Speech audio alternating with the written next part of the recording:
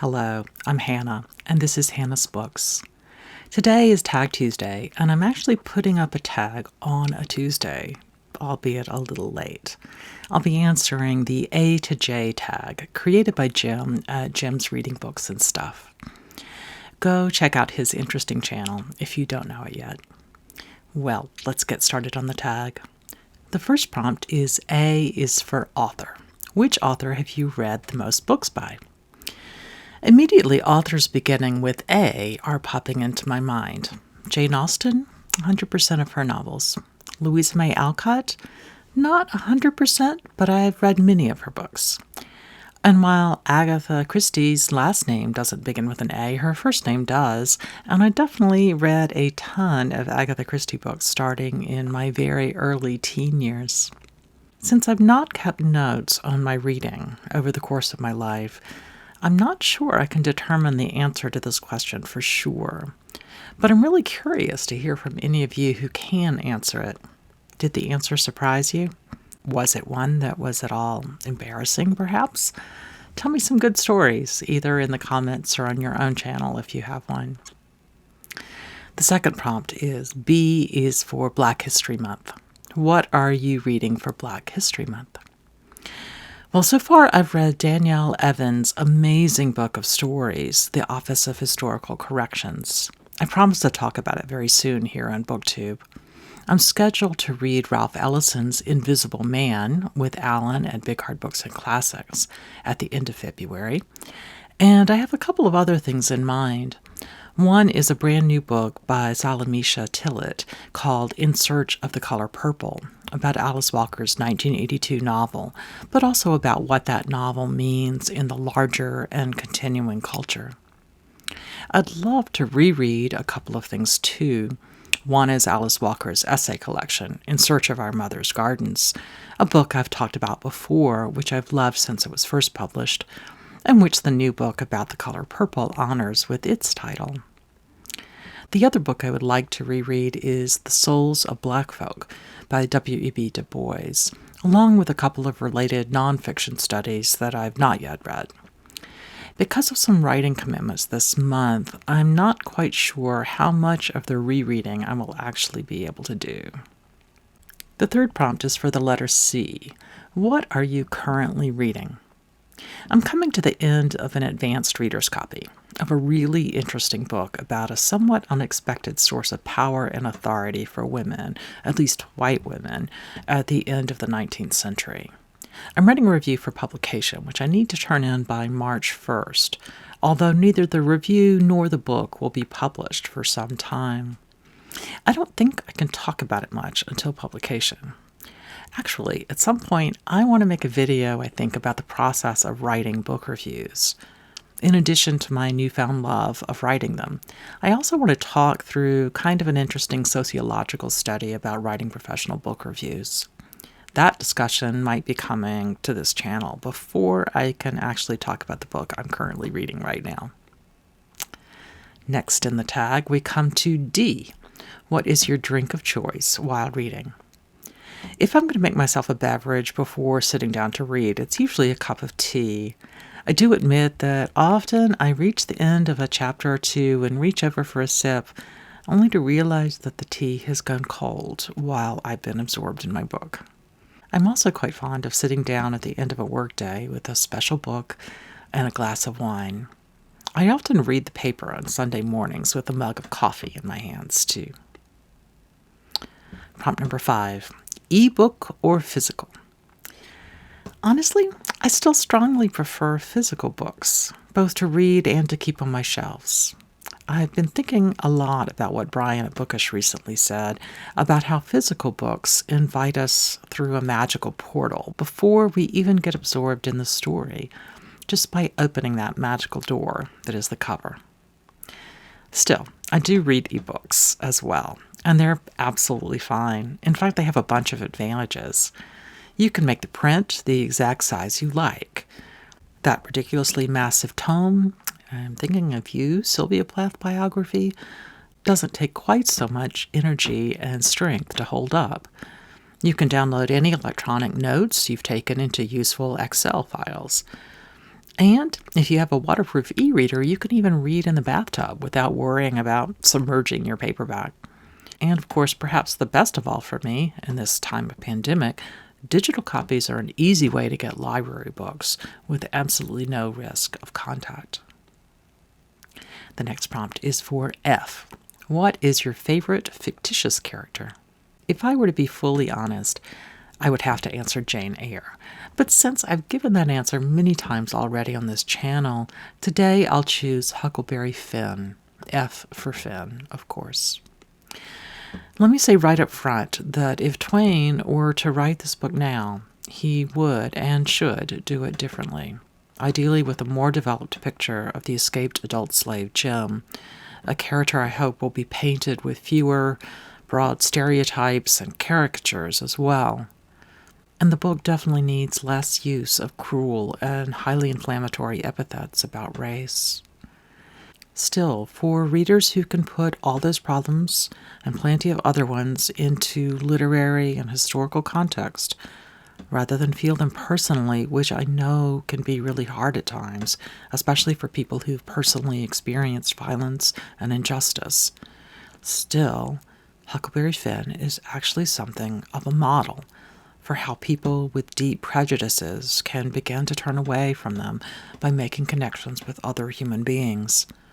In other words, they can turn themselves into allies, at least at some level, by aligning their actions to their own moral compasses, which they develop by listening to other people and learning about their lives rather than by uncritically accepting their community's assumptions and prejudices. For those of you who've not yet read the book, the novel tells the story of a 13-year-old boy named Huckleberry Finn. Huck is the son of a poor white vagrant with a drinking problem and a mother who died early in his life. Twain describes Huck as the juvenile pariah of the village, idle and lawless and vulgar and bad, qualities for which he was admired by all the other children in the village, although their mothers, quote, cordially hated and dreaded him. At the beginning of the book, Huck is living with the pious Widow Douglas, who tries to civilize Huck by teaching him the prevailing white religion and culture of the antebellum South. The lessons don't exactly take, to say the least, and for me, the pivotal moment in the book is when Huck makes the decision to help the adult slave Jim escape from slavery, even though he believes he will go to hell for doing it. That is, he'll go to hell for going against the basically sacredized tenets of white Southern culture.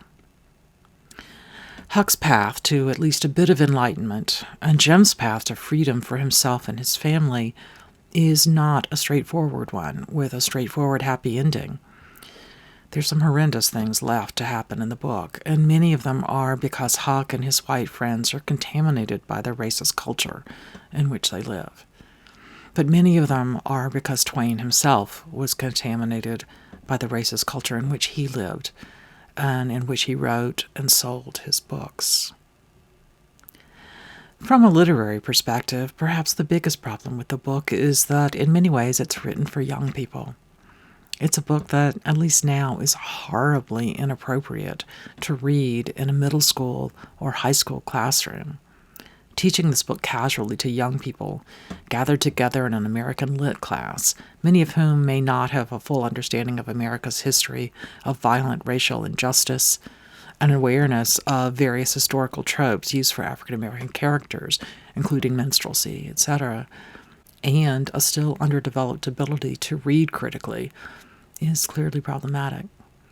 I also cannot imagine a way to have a whole classroom of young people talk about the book together when issues of racism and other injustices are likely to be playing out in daily personal interactions with each other. But if we're reading this as adults instead, maybe we can think about this book like we think about William Faulkner's books, books that point to the centrality of the impact of racism on this country, even as they embody it. If so, I think we have to acknowledge that Huckleberry Finn is one of the most American books that exists. I want to go back for a second to the character of Huckleberry Finn, a boy I said was, just for this tag, one of my favorite characters. Jim helps him go through a moral awakening, or at least the start of a moral awakening about race.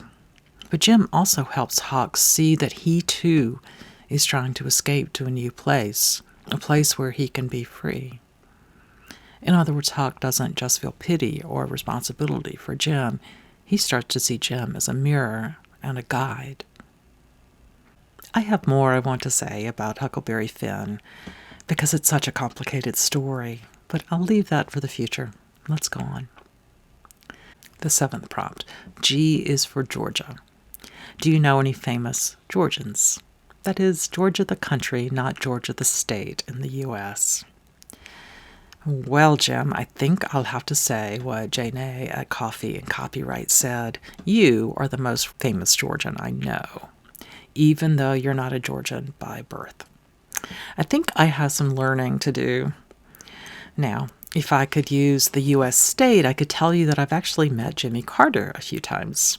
Back in the day when Southern History conferences were held in Atlanta and Jimmy Carter was a bit younger, he would not infrequently attend or even give a talk. I have another little connection with Carter, but I'll save it since now is apparently not the time to talk about the Southern state, but rather about the country. Question 8. H is for horror. Is there a book that really scared you? I really don't pick up books in the horror genre, but there is a book coming out that kind of gives me the willies. There's a 1,000-page monster of a biography coming out about Philip Roth, one of the authors I always list as a mid-century misogynist. So that biography is really a double dose of scary. But maybe it will change my mind.